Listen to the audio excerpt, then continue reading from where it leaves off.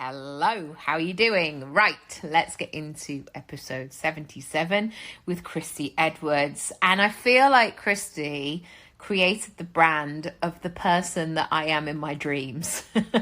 So she's the founder of Hesper Fox, which is a luxury pajama brand.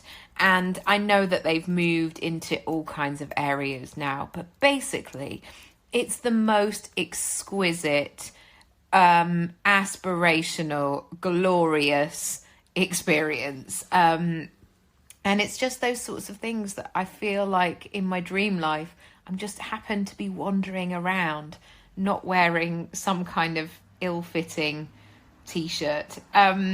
It's a really juicy one, and one that really documents who Kristi was and how she transitioned from having a very corporate career into starting her own gig and what that process looked like. Because, you know, as with all these things, they're never just straightforward.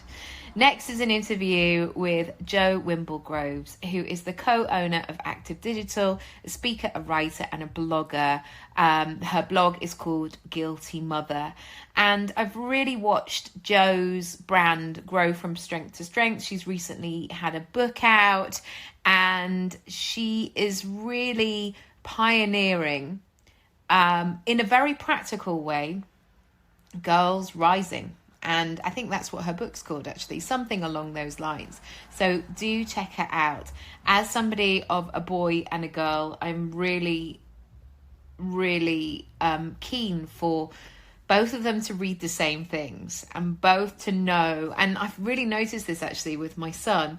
When England started playing football, and I'm talking about the women here in this tournament, he was really surprised that this hadn't been a thing for many years.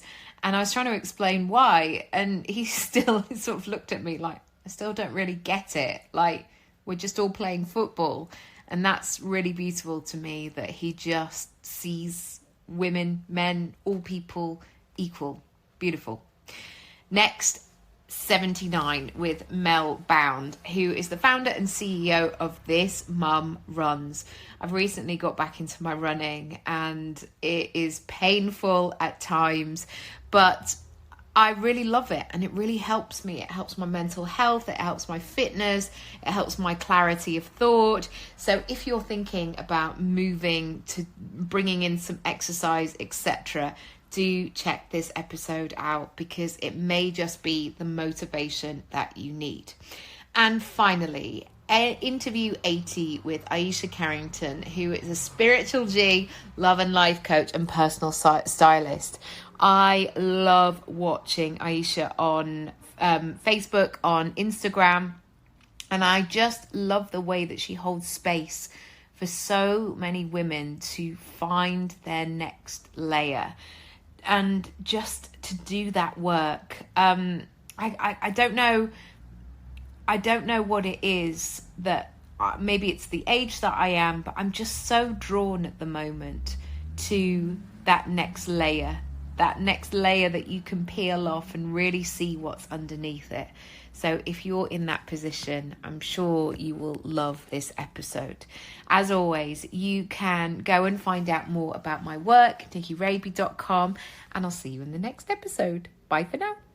Like themselves, but you know, shots of, I mean, we've had Jessica Alba wearing our PJs, which was great. You know, it was a massive spike in engagement on our website and in sales and what have you. And that sort of thing does work. But I think what probably has worked better for us is trying to create that community. Mm-hmm. So tapping into the minds of what your tribe or your audience find funny, or maybe what they'll find uplifting, or, you know, maybe just something they want to see or read on that particular day. So trying to understand, a friend of mine always says, you know, who is the woman? Who is she? So trying to understand, you know, what's going to tickle her funny bone or what's going to make her feel good on that particular day. So for us, social media has been really, really good from that. And indeed, most of the traffic to our website comes directly from there. But forward for speaking jobs. So I, you know, as a keynote speaker, I will get contacted and I'll do a 20-minute pitch with them on the phone of why I'm the right person to do that talk. And then I might get an email back to say, sorry, Joe, you know, not quite what we were looking for this particular event, but obviously we'll be in my future. And it's easy to take that as rejection, but I don't. I believe in the power of my own voice and what I have to say. And yeah, maybe I wasn't the right speaker for that particular event, but there'll be plenty more. Yes. And how did you find that, I guess, elevator pitch that you have for yourself? How did you find your own voice and what you're good at and kind of what to talk about? Because again, I think sometimes we can undersell ourselves, especially if it's, I've done some work with digital mums recently, and lots of people are like, yes, but I've only been qualified a month, so who am I to talk about this? Again, it's the imposter syndrome that comes up. How have you found a way to brand yourself so people get what you do?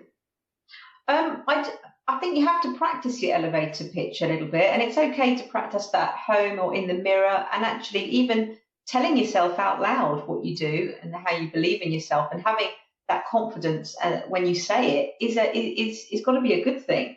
I do think confidence comes with age a little bit, and I've just hit the big 40. Yes, I can't wait to read. Mine's coming very shortly. I'm excited about it. I don't know what I thought was going to happen, but it's fine. And yeah, I feel good about it, because I feel good about the place where I am now. For example, well, I used to sit on the board of the local chamber of commerce. I was the youngest woman on the board in a non-executive role, sitting around this table with someone from the Bank of England, and I felt like I had a big neon sign over my head, thinking, what are you doing here, Joe? Why are you at this table? But now, at this ripe old age of 40, and what I've done and what I've learned, I think I deserve my seat at the table, and I will have this seat, and I will contribute what I can. I can't. Then you are accessible 24 hours a day, and it's definitely something at times I haven't got the balance right for. And I talk to a lot of leaders, communities like ours, and it's exactly the same for all of us, that you go through stages where you're pretty close to burning out, because you haven't created those boundaries and you haven't actually made that time for yourself. And I mean, I think the thing for me is that I'm lucky, I suppose, in some respects, is that if nothing else, I still have running. So, it would be the biggest irony of all, wouldn't it, if I actually wasn't making any time for myself through running? Yes. Well, exactly, and it's one of those things where you have to say, I'm going for a run, but by myself, like most mums have to do when they go in the bathroom. Like, it's always that picture book about a 5 minutes piece or something, where she says, I'm going to go up for a bath, and everyone goes, oh, brilliant, this is great. Exactly, it's exactly like that. And actually, over the summer, I also took up open water swimming, believe it or not, because what I really, really wanted was something where I didn't even need to talk, and something that was new and a bit of a challenge as well, because I felt like I hadn't had anything like that for a while. And so I started open water swimming from scratch, and I trained for a 10k river swim in September, and the training was it really took me by surprise how relaxing it was, and how meditative, and how it actually kind of really helped me sort out any anxiety for my week.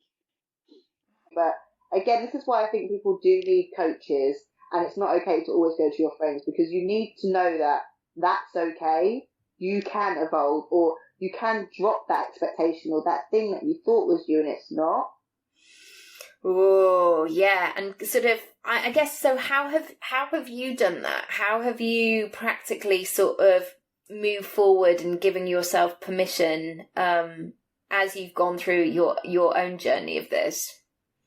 I think when you come, I will have to say that it's awful being depressed, and it's awful having mental illness, but it also, a bit like, I think it must be like if you have a really terminal illness, or you feel like, or you had that chance of being really ill. I think it gives you that, you hear of cancer patients that just changed their life around. I think when you get that space where you could have not been nearly here, yeah, you transition into a different life.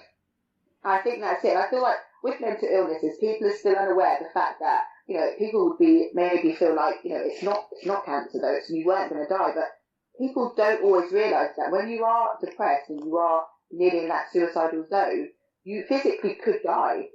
So I feel like when you transition through that space, you have to give yourself credit to be a different person and to know yourself differently, because you have to, unlike when you have an illness where it takes control of you, you have to take control of your mind and how it keeps you safe and keeps you alive.